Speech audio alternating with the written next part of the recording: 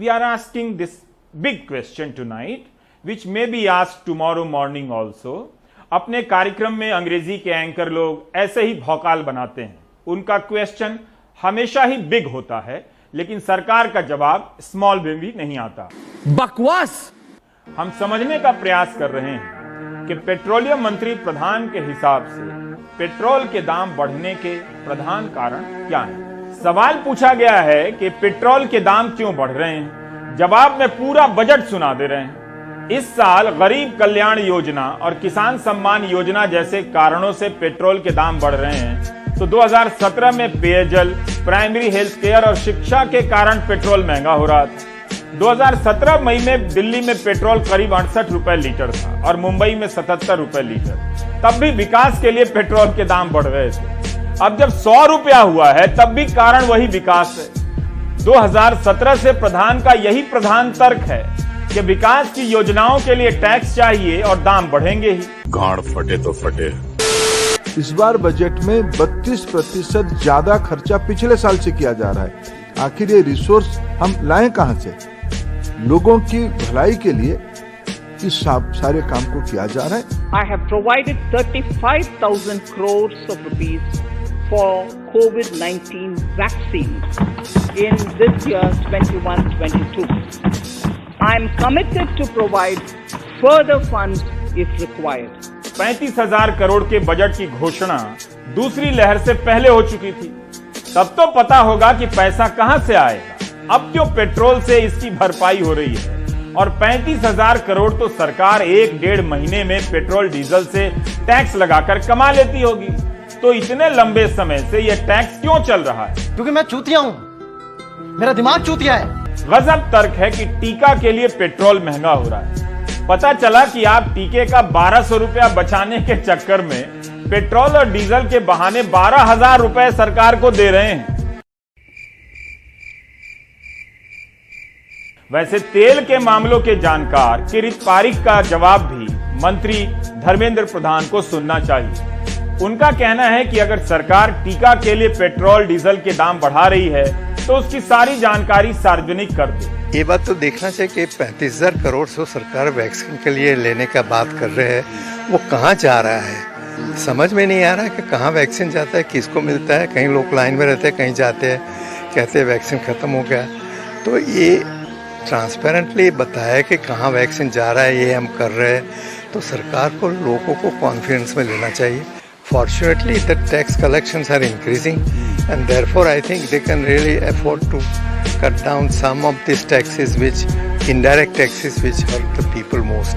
नहीं। प्रधान अनेक प्रधान कारण बताते हैं, लेकिन इस प्रधान कारण पर नहीं आते कि 7 साल में केंद्र ने पेट्रोल पर एक्साइज ड्यूटी कितनी बढ़ा दी। 9 मार्च 2021 को धर्मेंद्र प्रधान ने लोकसभा में बताया है 5 अक्टूबर 2018 से लेकर 5 सितंबर 2019 के बीच पेट्रोल पर एक्साइज टैक्स उत्पाद शुल्क 17 रुपए 98 पैसे प्रति लीटर था। डीजल पर उत्पाद शुल्क 13 रुपए 83 पैसे प्रति लीटर था। 2 फरवरी 2021 को इसे बढ़ाकर 32 रुपए 90 पैसे प्रति लीटर कर दिया गया, यानी 83% की वृद्धि हुई पेट्रोल पर। इसी दिन डीजल पर उत्पाद शुल्क बढ़ाकर 31 रुपए 80 पैसे प्रति लीटर कर दिया गया, 130% की वृद्धि हुई। तो प्रधान यह नहीं बताते कि इस वृद्धि के पीछे प्रधान कारण यह है कि अर्थव्यवस्था की हालत चरमरा गई। हेडलाइन मैनेज करने के बाद भी इकोनॉमी मैनेज नहीं हो रही।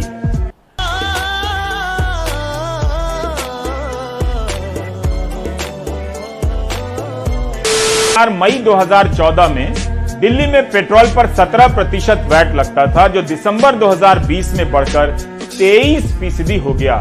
लेकिन इसी दौरान केंद्र का टैक्स 14% से बढ़कर 40% हो गया। राज्य से ज्यादा केंद्र ने टैक्स बढ़ाए। रुको जरा, सब्र करो।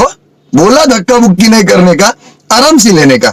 हाँ, 2013 में 52,537 करोड़ टैक्स वसूला जाता था पेट्रोल डीजल से, जो 2019-20 में 2,13,000 करोड़ हो गया। वित्त वर्ष 2020-21 के 11 महीनों में 2,94,000 करोड़ का कर संग्रह हो गया है पेट्रोल और डीजल से। आप देख रहे हैं कि मोदी सरकार ने पेट्रोल और डीजल से कितना टैक्स वसूला है, कई गुना वृद्धि हो गई है। दिसंबर 2020 में सब्सिडी वाले गैस सिलेंडर का दाम 594 रुपए था, जो इन दिनों 813 रुपए का हो गया है। सब्सिडी तो केंद्र ने की है, वो क्यों नहीं केंद्र सरकार वापस उसी तरह से दे रही है? प्रधान और प्रधानमंत्री में से कौन बताएगा? इस सज्जन को क्या तकलीफ है भाई? क्या तकलीफ है इनको?